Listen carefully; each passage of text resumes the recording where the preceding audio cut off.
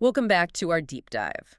Today we're digging into one of those foundational stories, the kind where a single promise, maybe made in a moment of, well, blinding passion, ends up setting the course for an entire dynasty. We are.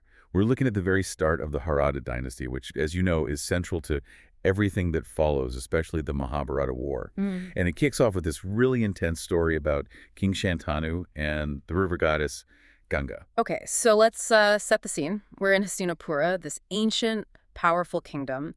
And King Shantanu, he's presented as a good ruler, right? Yeah. Just noble. Exactly. The kind of king you'd expect, stable, respected.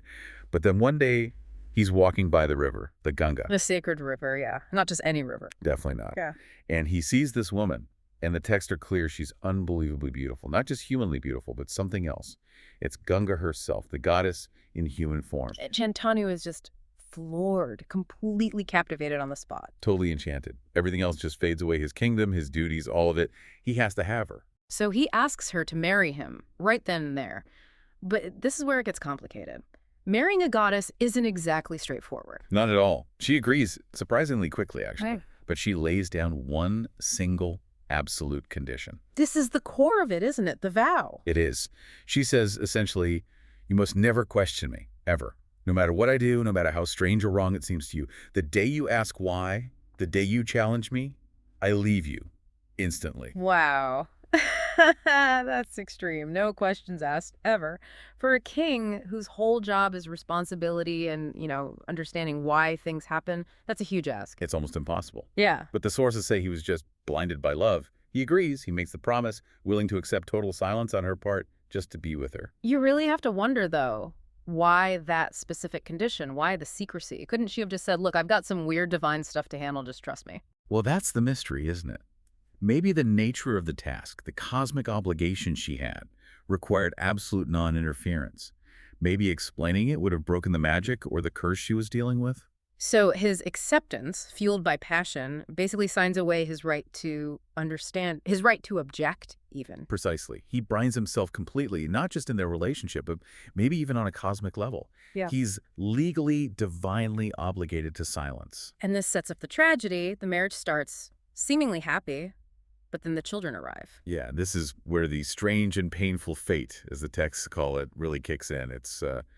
It's brutal. Describe what happens, because this is the part that's so shocking. Every time a son is born, and remember, this is supposed to be a joyous event, the continuation of the royal line Ganga takes the newborn baby down to the river Ganga, and she drowns him, releases the child into the waters. She drowns her own child. Yes, Yeah. immediately after birth. And Shantanu, Yeah. he just watches. He watches. The texts say he was horrified, utterly devastated. I mean, you can only imagine. He's a king, a father. But he's bound by that vow. He can't question her. He can't intervene. The internal conflict must have been unbearable. His duty as a father versus his promise to his wife. Exactly. If he speaks, he loses her forever. If he stays silent, he watches his children die, one after another. His kingdom has no heir. And the fact that he chooses silence, honoring that initial, maybe reckless promise over saving his children, it says so much about the perceived power of a sworn oath back then. It does. The weight of his word was immense, but the cost, unimaginable. And it wasn't just once. This is crucial, right? The scale of it. Oh, absolutely. This happens 7 times. 7 times? 7 sons born, 7 sons drowned. Each time, the same pattern. Birth, the walk to the river, the drowning, and Shantanu's enforced, agonizing silence. So for years, this kingdom, this marriage, exists under this shadow of repeated infanticide and the king's silent grief. It's a foundation built on sorrow, really. A kingdom born from a promise that demanded the king witness the destruction of his own lineage. It's heavy. But there has to be a breaking point. 7 cycles of this. What happens with the 8th child? The 8th child. Yeah. That's when it finally snaps. Shantanu, the texts say, just could no longer bear the grief. He'd reached his absolute limit. Understandable. So when Ganga picks up the 8th baby and starts towards the river again, Shantanu finally breaks his vow. He confronts her, stops her. What does he say? He demands answers. Stop. Who are you really? Why are you doing this horrific thing to our children? I don't care about the promise anymore. Tell me. He chooses the child over the vow, finally. He trades his wife for this last son's life. He does. And paradoxically, the moment he breaks the promise is the moment he gets the truth. Ganga sobs. And she tells him everything. This is the big reveal then, the shift from sort of personal horror to cosmic drama. Exactly. She explains that these weren't just his sons in the ordinary sense. The 7 she drowned, they were the Vasus, celestial beings. The Vases. Okay, let's pause there.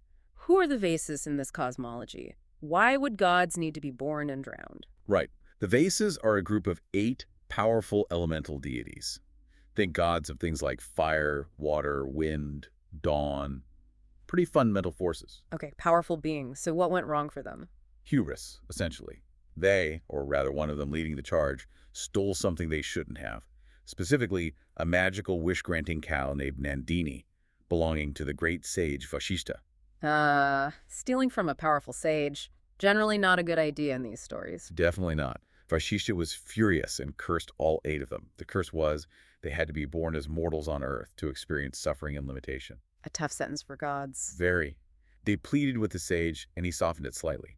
7 of them could have very short mortal lives, essentially be born and die almost immediately, fulfilling the letter of the curse quickly. But the 8th Vasu, the ringleader who instigated the theft. Let me guess, he got a harsher sentence. He did. He was cursed to live a full, long, and complex mortal life on Earth. Okay, so Ganga. Her actions suddenly make a different kind of sense. She wasn't being cruel to Shantanu, necessarily. She was fulfilling a cosmic duty. She was the vessel for these cursed gods to enter the mortal world, and for 7 of them to be immediately released back to the divine realm via the sacred river. Her actions were a form of liberation for them. And she couldn't explain because Shantanu's unquestioning acceptance was part of the ritual, the mechanism of release. It seemed so. His non-intervention was required. Her role was preordained. Mary Shantanu birthed the Vases, released 7 of them. Which completely changes how you view Shantanu's suffering. His personal tragedy was enabling the release of 7 divine beings from their curse, but the 8th son, the one he saved. That was the ringleader of Vasu. Deos, often identified as him, the one destined for that long mortal life. He couldn't be drowned. His sentence was different. And because Shantanu did speak, breaking the vow... Ganga had to fulfill the second part of her condition. The day you question me, I leave you. So she leaves. Right then. Right then. She tells Shantanu the truth about the Vasus, about her purpose. But she says, because he broke his word, their time is over. She takes the 8th child, the surviving one, with her. She takes the baby. Yes, but she promises Shantanu she'll raise him, train him in all the knowledge, divine and earthly, and return him to the kingdom when he's ready. Then she steps back into the river and disappears.